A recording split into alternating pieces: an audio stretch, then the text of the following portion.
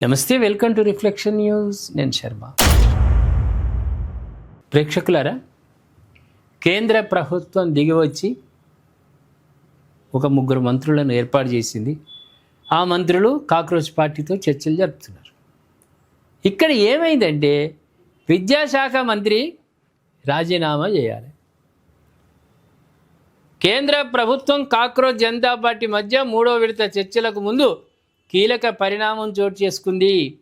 Neat paper leak వ్యవహారంలో కేంద్ర విద్యాశాఖ మంత్రి ధర్మేంద్ర ప్రధాన్ రాజీనామా చేయాల్సిందేనని సిజేపీ మరోసారి స్పష్టం చేసింది. రాజీనామాపై కేంద్రం సానుకూల నిర్ణయం తీసుకోకపోతే చర్చలను కొనసాగించడంలో ఎలాంటి ప్రయోజనం లేదని తేల్చి చెప్పింది.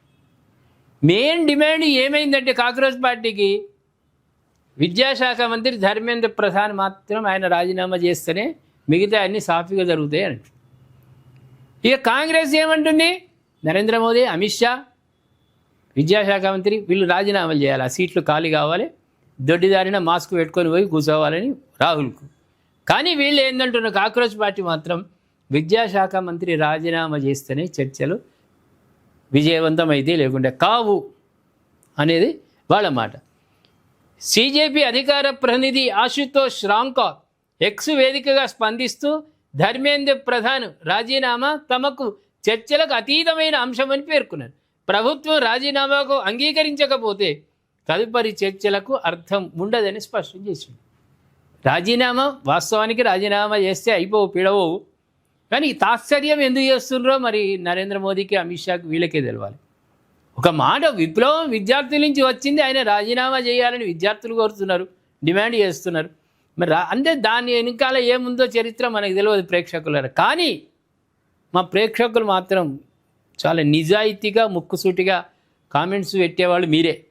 నాకు కూడా అర్థం కావడం లేదు. నిజంగా ధర్మేంద్ర ప్రధాన్ రాజీనామా చేస్తేనే కాక్రోచ్ పార్టీ చర్చలు విజయవంతం అవుతాయన్న దానికి మీరేమంటారు? నేనైతే కన్ఫ్యూజన్లో ఉన్న ప్రేక్షకులారా, మీరు ఏ నిర్ణయం తీసుకుంటారు? ఈయన రాజీనామా చేస్తేనే బాగుండని మీరు అనుకుంటున్నారా? కాదు, చర్చలకు ఆయన రాజీనామాతో సంబంధం లేదు, అనవసరంగా రాజకీయం చేస్తుంది కాక్రోచ్ పార్టీ అని అనుకుంటున్నారా? దయచేసి కామెంట్ రూపంలో తెలియజేయండి.